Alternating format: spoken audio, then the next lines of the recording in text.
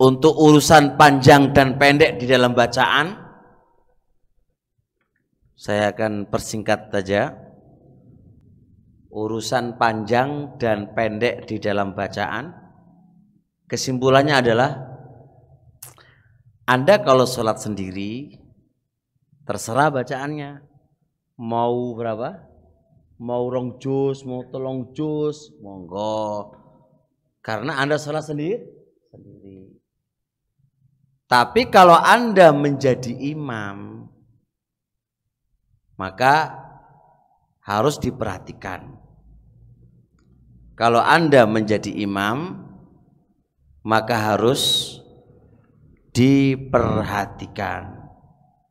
Yang diperhatikan siapa? Makmum. Baik.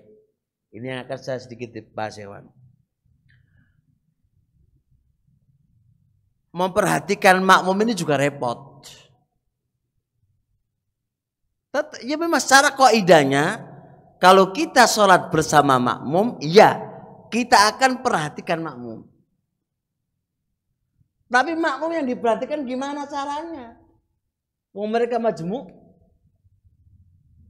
moco 10 ayat terus dibilang panjang. Yang satu bilang panjang, yang satu bilang pendek. Repot kan? Terus karepe piye? Kulhu waile gitu kan. Kulhu waile, terus kok kulhu terus lu piye gitu kan. Ini kan bingung juga gitu kan. Bingung juga. Bukankah orang yang sholat di belakang Nabi itu juga ada orang tua, ada orang yang sakit. Terus gimana cara menyamakan, ya, antara sholat di belakangnya Nabi dahulu dengan yang ada di sekarang ini gimana? Dan pasti bingung kita, ini relatif kok. Relatif, Pak. Bagi orang yang pekerja yang memang jarang sholat, ojo suwi-suwi, sujud sebentar aja lo. Ojo sholat tak kono, suwi banget sholatnya. Terus karepe lu piye? Terus gimana aturan mainnya? Maka anak katakan ini, khairul hadi hadi Muhammadin. Sebaik-baik petunjuk adalah petunjuknya Muhammad. Tidak ada yang mengalahkan dari petunjuknya Nabi. Maka kita akan lihat bagaimana bacaan Nabi ketika sholat subuh, bacaan Nabi ketika sholat zuhur, itu kita lihat dan cocokkan dengan apa yang diajarkan oleh Nabi.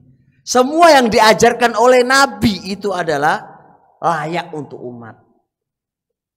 Tapi terkadang imami sing orang genah nggak ngerti petunjuknya Nabi. Contoh, Nabi alaihi salatu wassalam pernah ingin memanjangkan ayatnya. Fasami'a buka as-sobi, lalu mendengar tangisan anak. Yo Nabi percepat dan Nabi selesaikan. Karena kasihan siapa? Yang punya anak tadi. Imam kita enggak diget noy. Kudu disegeget noy. Sing salah sapa? Imamnya enggak ngerti petunjuknya Nabi. Gitu loh.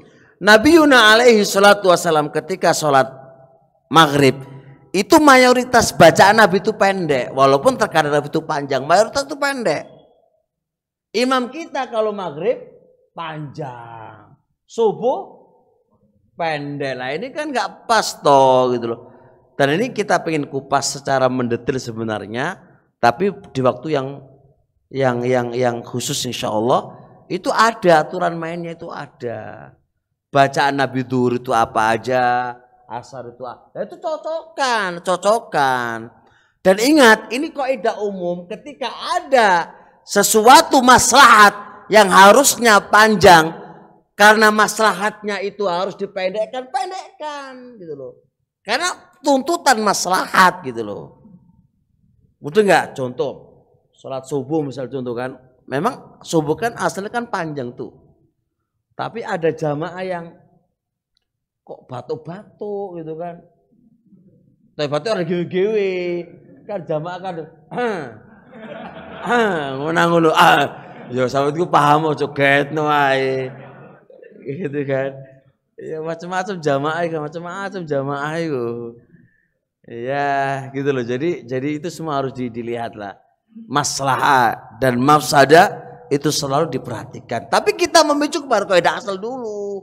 Kaidah asal apa yang dibimbingkan oleh Rasul itu pasti terbaik untuk kita. Nah, cuma kita harus memperhatikan maslahah dan mafsadah. Maslahah di zaman dulu belum mesti masalah di zaman sekarang. Ya enggak? Masalah di zaman dulu panjang enggak apa karena mereka senang dengarkan bacaannya Nabi. Kalau bacaannya ente itu enggak enak pisan lagi. Ya beda masalahnya. Jadi harus diperhatikan. Kita enggak menyalahkan petunjuk Nabi alaihissalam enggak. Tapi Anda harus lihat kondisinya Anda sendiri dan kondisi yang ada itu berapa gitu loh. Itu diperhatiin itu.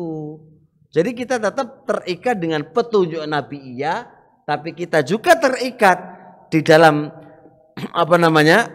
pengambilan kaidah maslahah dan mafsadah itu juga harus kita hitung juga. Misal contoh kayak sholat tarawih. Tarawih asalnya hukumnya apa? Panjang apa ora? Panjang ya kalau dilihat Nabi. Al-Baqarah seterusnya. Terus kamu mau ngimami jamaah seperti Nabi. Yo, kamu tinggal sendiri. Imam makmum melaju kabeh. Ayo ra iso to kok gitu itu. Jadi Anda harus perhatiin mereka juga pengen tarawih. Bacaannya juga harus antum perhatikan sesuai dengan kebutuhan mereka. Masalahnya begitu memang kalau lari mereka. Antum mau tunafirun nas ani dakwah, menjauhkan manusia dari dakwah dengan pola pikirnya kamu. Lihat afatan anta ya muat, lihat pernah muat itu kan? Ngimami panjang pol kan, sampai seorang itu apa? Lepas dari jamaah apa? Lepas dari jamaah. Falamang sorofa, maka tatkala telah selesai, munafik itu munafik, dituduh munafik, ya marah-marah lah. Aku nggak munafik kok, bilang munafik, marah-marah. Diadukan ke Rasulullah SAW. Ya Rasulullah, dia nuduh anak munafik ya Rasul. Anak gak munafik. Lihat gimana kasusnya. Langsung Mu'ad dipanggil. Mu'ad, apakah ente bikin fitnah wahai Mu'ad? Dimarahi Mu'ad. Padahal bacaannya kalau dibalik dengan Nabi nggak jauh beda kan. Tapi lihat keadaan yang makmumnya Mu'ad itu siapa gitu kan. Kan beda dong. Itu sebuah pelajaran penting bagi kita. Makmummu ku sopo? Makmum orang awam, orang tua-tua, diget no wae. Sesuk gak jadi apa? Tarawih iso. Oke, loro kabeh bareng ngono wae.